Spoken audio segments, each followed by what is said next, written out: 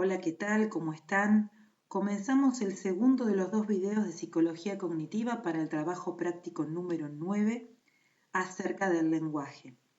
La bibliografía obligatoria de este práctico está citada en el programa de la materia. En este video trataremos algunos aspectos del texto de Carroll acerca de los procesos de adquisición del lenguaje en el libro Psicología del lenguaje. David Carroll es un psicólogo experimental dedicado a la psicología del desarrollo en la Universidad de Wisconsin.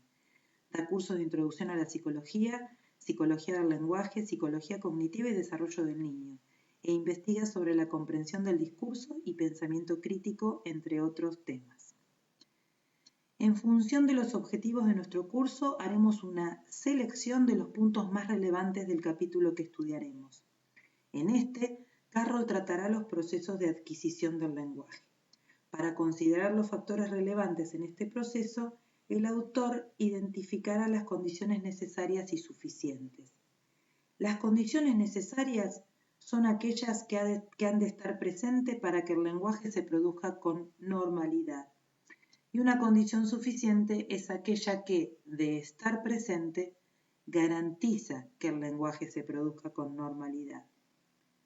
Los comportamientos complejos presentan varias condiciones necesarias, ninguna de las cuales es suficiente por sí misma para garantizar un resultado positivo.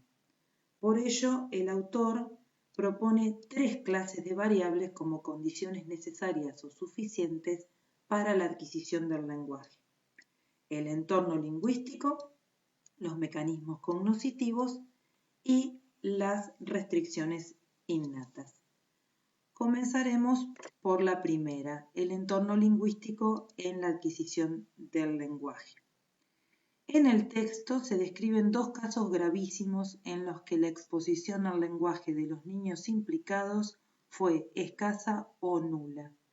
Como consecuencia de ello, su adquisición del lenguaje se vio severamente comprometida. Los niños felinos son aquellos criados en un medio salvaje, por ejemplo el niño salvaje de Aveyron, Víctor. Los niños aislados son aquellos criados con un contacto humano sumamente limitado, por ejemplo Ginny. Léanlos ustedes en detalle, aquí solo los mencionaremos. El maternés, siguiendo con el entorno lingüístico en la adquisición del lenguaje, el maternés es el habla que le dirigen los adultos a los niños que están aprendiendo a hablar y tiene características especiales. En el nivel del lenguaje fonológico, una entonación exagerada y una articulación clara. En el nivel sintáctico, oraciones más breves. En el nivel semántico, uso de diminutivos y referentes concretos. Y en el pragmático, predominio de directivas e interrogaciones. Según la hipótesis del maternés, existe una relación entre los ajustes del habla que realizan los adultos y el desarrollo lingüístico infantil. La forma dominante de esta hipótesis afirma que estos rasgos son necesarios para que el lenguaje se desarrolle adecuadamente. La forma débil es que solamente lo favorecen. Para poder probar esta hipótesis se han realizado varios estudios correlacionales que, como todo estudio correlacional, no permite establecer una relación de causa-efecto. Por lo tanto, no es posible establecer si es el comportamiento de los hijos el que causa el comportamiento de los padres o viceversa. Algunos estudios experimentales comprobaron que una forma de favorecer el desarrollo lingüístico infantil consistía en presentar a los niños información sintáctica nueva relacionada con la oración anterior emitida por ellos. Sin embargo, aunque estos estudios experimentales permitieron establecer un vínculo más directo entre el habla adulta y el desarrollo lingüístico infantil, estos últimos no demuestran que las modificaciones del habla que realizan los adultos sean necesarias para la adquisición, por lo que solo respaldan la hipótesis débil del maternés.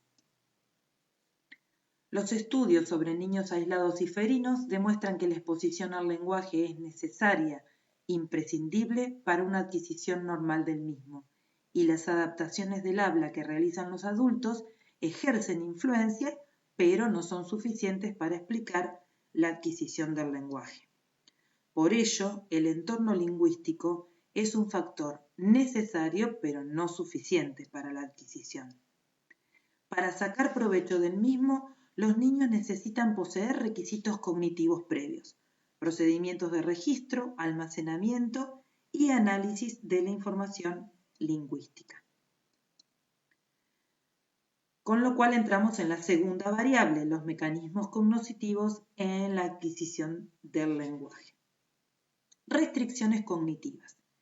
El concepto de restricción cognitiva hace referencia a la limitación que hace que los niños consideren solo algunas posibilidades o que al menos les den prioridades por sobre las demás. La palabra restricción en este contexto no debe ser leída como algo negativo, al contrario. A diferencia de los lingüistas que para poder explicar un hecho del lenguaje deben considerar todas las hipótesis posibles, los niños tendrían restringida de manera innata la cantidad de hipótesis que deben probar, lo cual les proporciona una ventaja adaptativa inicial muy importante. Adquisición infantil de elementos léxicos, restricciones semánticas.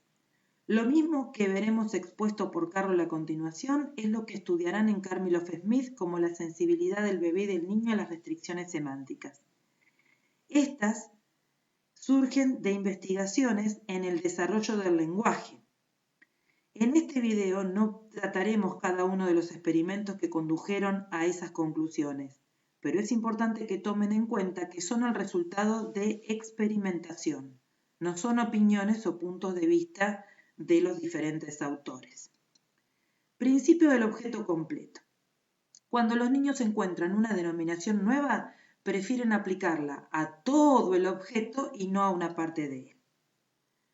Por ejemplo, si nosotros les decimos, mirá, qué lindo perro, señalando a un perro, si él no tiene todavía la etiqueta de perro, va a tender a aplicarla al objeto completo, a todo el perro, y no a la cola, no a una pata o a las patas, o no a las orejas. Si el nene ya conoce la etiqueta de perro y el adulto introduce otra oración, como por ejemplo, ¿qué cola tan larga tiene? El niño va a buscar a qué parte del objeto completo, que él ya conoce que se llama perro, denominar cola. Predisposición taxonómica o principio de la extensibilidad. La etiqueta del objeto es una categoría taxonómica en lugar del nombre de un determinado perro. Esta es la distinción entre sustantivos comunes y nombres propios.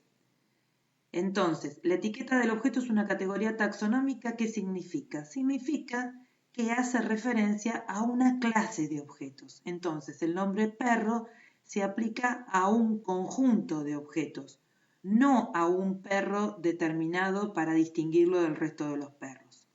Entonces, aquí tienen, por ejemplo, perro es denominación para un grupo de animales y Rocky es el nombre propio para una mascota. Sesgo de exclusividad mutua. El niño que conoce el nombre de un objeto determinado es reacio a aplicar un segundo nombre a ese objeto. Seguimos con los mecanismos cognitivos en la adquisición del lenguaje. Uno podría suponer que si hay déficits cognitivos severos, el lenguaje también deberá estar severamente alterado. Sin embargo, no es así en todos los casos. En ciertas enfermedades hay retrasos lingüísticos que son proporcionales a la disfunción cognitiva. Por ejemplo, en el síndrome de Down. Entonces, hay un retraso lingüístico importante que es proporcional a una gran difusión cognitiva. En otras enfermedades, las personas muestran habilidades cognitivas avanzadas en relación a sus habilidades lingüísticas que no lo son tanto. Por ejemplo, Gini. También se da el caso de enfermedades que afectan severamente a la cognición pero en las que las habilidades sintácticas permanecen prácticamente intactas, como por ejemplo el síndrome de Williams. El síndrome de Williams-Beuren fue descrito por primera vez en 1961 por el cardiólogo neozelandés John Williams y el pediatra alemán Alois Beuren. Es un trastorno genético raro que afecta al cromosoma 7. Se caracteriza por la apariencia facial de duende, un defecto de nacimiento consistente en un estrechamiento de la aorta en las proximidades del corazón y un perfil cognitivo muy irregular, en el que el lenguaje, el reconocimiento de rostros y la teoría de la mente permanecen relativamente intactos, mientras que el conocimiento del número y del espacio se encuentran gravemente retrasados. Si el desarrollo cognitivo normal fuera necesario para el desarrollo lingüístico normal, no debería producirse en ningún caso una sintaxis fluida en presencia de defectos cognitivos severos. Por lo tanto, no es suficiente considerar los factores cognitivos para explicar la adquisición del lenguaje. Es necesario considerar también los mecanismos innatos específicos para la adquisición del lenguaje, lo cual nos lleva a la tercera variable, que es la de las restricciones innatas o mecanismos innatos para la adquisición del lenguaje. De todas las que presenta el autor en este apartado dentro del capítulo, nosotros nos vamos a centrar en el ajuste de parámetros.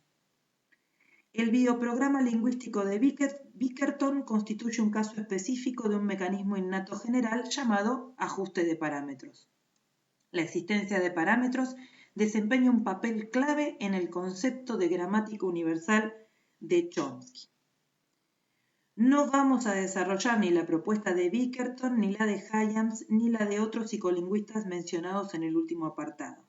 En vez de eso, vamos a tratar de explicar la idea de los factores innatos en la adquisición del lenguaje tal como la plantea Chomsky, y entonces reforzaremos lo que han estudiado en teóricos acerca de este autor. Para entender qué es el ajuste de parámetros, comprenderemos algunos conceptos básicos del modelo de Chomsky. Algunos de ellos él mismo los ha tratado en su parte del debate con Piaget. ¿Qué es la gramática desde la propuesta de Chomsky? La gramática es un sistema de reglas que especifica las propiedades fonéticas, sintácticas y semánticas de un conjunto infinito de frases posibles. Así lo describe Chomsky en el debate Chomsky-Piaget. La define, mejor dicho. Recordemos que según Rivière, Chomsky identifica la forma de organización del sujeto cognitivo con la forma de organización del conocimiento. Metafóricamente, dice Rivière, el sujeto cognitivo es concebido por Chomsky como una gramática, una cierta organización de reglas. ¿Qué es la gramática universal? La gramática universal, en la teoría de Chomsky, es la facultad del lenguaje o la capacidad especial para aprender las lenguas que poseen los seres humanos. La gramática universal consta de principios abstractos muy generales, algunos de los cuales se constituyen en parámetros. Los principios y los parámetros son dos categorías que permiten explicar el concepto de competencia lingüística. La competencia lingüística es la capacidad del hablante oyente ideal de producir y comprender con un sistema limitado de reglas un número infinito de frases posibles, muchas de ellas completamente nuevas, lo que hace a la creatividad de esa competencia lingüística. Ahora vamos a ver lo que son los principios. Los principios hacen referencia a las propiedades generales del lenguaje humano. Son abstractos y son comunes a todas las lenguas, por lo tanto, universales e innatos. Un ejemplo de principio es el principio de dependencia estructural de las reglas. Chomsky lo describe en el debate con Piaget. Parámetros. Los parámetros hacen referencia a las distintas opciones que cada lengua adopta. son concretos, particulares de cada lengua y aprendidos. Cada parámetro tiene un número finito, pequeño, de ajustes posibles. Un parámetro es, así, el grado de variación que admite un universal lingüístico, un principio, en cada una de sus realizaciones particulares. Los valores concretos de cada parámetro en una lengua determinada se fijan en la infancia durante el proceso de adquisición. Para Chomsky, los niños nacen con los conocimientos de todos los parámetros y sus posibles ajustes. La tarea de adquirir una lengua, gramática particular, es identificar cómo se aplican los parámetros universales a la lengua nativa de la persona. Un ejemplo de parámetro para que ustedes se den una idea de qué estamos hablando es el parámetro de núcleo. Cada sintagma del lenguaje, bueno, primero vamos a ver que sintagma nominal es lo mismo que nosotros en la escuela nos enseñaron el sujeto y sintagma verbal es lo mismo que el predicado, simplificando un poco porque en realidad es más que eso, pero en este momento a ustedes les va a servir pensar un sintagma nominal como sujeto y un sintagma verbal como predicado. Entonces, así como nosotros teníamos el núcleo del sujeto, un sustantivo o un pronombre, y el núcleo del predicado un verbo, el sintagma verbal también va a tener como núcleo un verbo. Entonces, cada sintagma del lenguaje tiene un elemento principal que se llama núcleo. En los sintagmas nominales es el sustantivo y en los verbales es el verbo. El parámetro de núcleo especifica la posición inicial o final en el núcleo del sintagma. Entonces, ven, el parámetro de núcleo especifica la posición inicial o final en el núcleo del sintagma. Entonces, vamos a ver. Por ejemplo, en inglés, los núcleos del sintagma verbal, o sea, los verbos, aparecen en primer lugar. Acá tenemos el sintagma nominal que es I y después todo el sintagma verbal. I'm British. I am British. El verbo aparece en primer lugar. Yo soy británico o británica. En japonés, el verbo aparece en el último lugar. A ver si me sale. Esta es Watashi wa Nihonshin desu. Eso significa yo japonés soy. ¿Y ven cómo el verbo está al final? Soy. En español nosotros podemos decir yo soy argentina o yo argentina soy.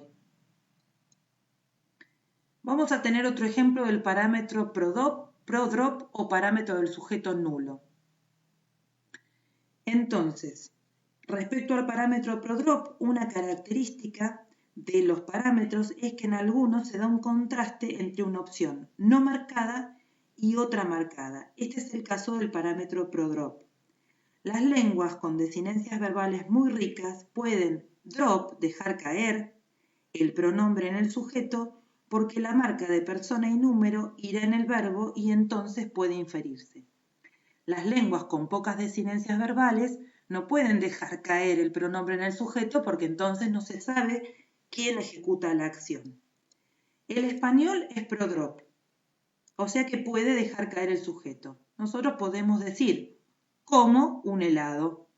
Y entonces, como nuestro sistema de desinencias verbales es muy rico, se infiere tranquilamente que soy yo la que come un helado. Yo como un helado. Porque yo como, tú comes, él come, nosotros comemos. ¿Ven? Las que están subrayadas son las desinencias y miren cómo varían. En cambio, el inglés es no prodrop. No puede dejar caer el sujeto. ¿Por qué? Porque no tiene tanta cantidad y variedad de desinencias. Entonces no podemos decir eat an ice cream. ¿Cómo diría eat an ice cream? ¿Quién comió el helado? Sabemos que no serían ni he ni she porque ellos eats. ¿Está bien? Ellos sí tienen la tercera persona del singular, sí está marcada. pero después it sirve para I eat, you eat, we eat, you eat, they eat. Entonces, eat an ice cream. ¿Quién? El inglés es no prodrop. ¿Ven? Esto ustedes no es que lo tienen que recordar. Se los pongo como ejemplo para que ustedes entiendan qué es un parámetro. Las lenguas prodrop, como el español, tienen el parámetro no marcado, que permite omitir el sujeto de la oración. Las no prodrop, como el inglés, tienen el parámetro marcado, lo que les impide suprimir el sujeto. Y ahora miren que vamos a entender esto, que esto sí nos interesa mucho. La opción no marcada representa el valor inicial dentro del sistema de la gramática universal, mientras que a la segunda opción solo se accede gracias a los datos del input que la persona recibe durante su proceso de aprendizaje. La gramática universal contiene las fijaciones no marcadas de los parámetros y los principios generales, mientras que la gramática particular de cada lengua contendrá las fijaciones marcadas, específicas de cada lengua y aprendidas mediante la experiencia. Para terminar, veremos un esquema que les hice del modelo de desarrollo o adquisición del lenguaje para Chomsky. Entonces, fíjense, el desarrollo transcurre desde un estadio que Chomsky lo representa con S porque lo llama en inglés state. Entonces, en un estadio que sería el estadio 0, genéticamente determinado, en el que el bebé humano posee de manera innata todos los principios y parámetros de la gramática universal que le permiten aprender cualquiera de las lenguas humanas. Es la gramática universal el núcleo fijo innato que hace posible el desarrollo del lenguaje.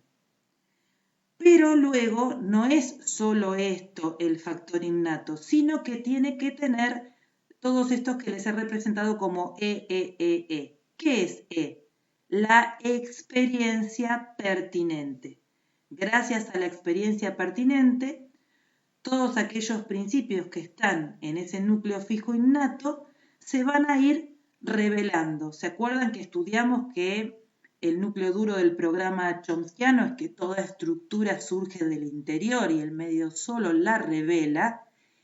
El medio, la experiencia pertinente, va a revelar esos principios y va a fijar esos parámetros que están en la gramática universal.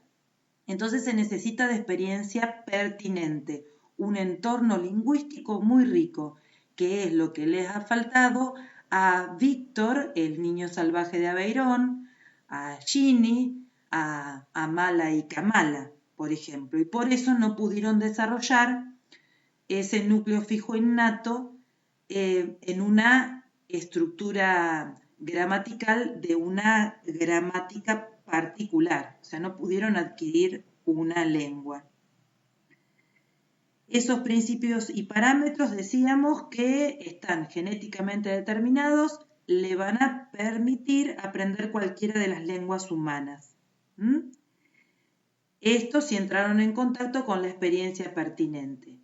A medida que van entrando en contacto con la experiencia pertinente, van pasando al estado 1, al estado 2, al estado 3, y así sucesivamente hasta que llegan a lo que Chomsky llama el steady state, por eso 2 S, estado estacionario.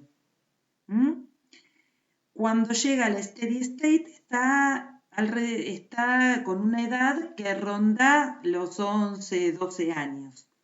En ese momento, además de las reglas innatas de su gramática universal, habrá aprendido cómo fijar los parámetros de su gramática particular. Por eso la gramática particular la fijamos aquí. Entonces, el razonamiento de Chomsky para determinar qué es innato y qué es aprendido es el siguiente.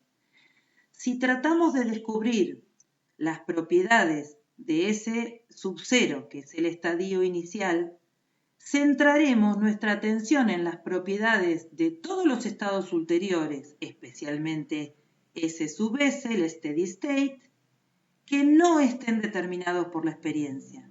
Y entonces vamos a descubrir cuáles son las cosas que están especificadas de manera innata. ¿Cómo nos damos cuenta de que no están determinadas por la experiencia?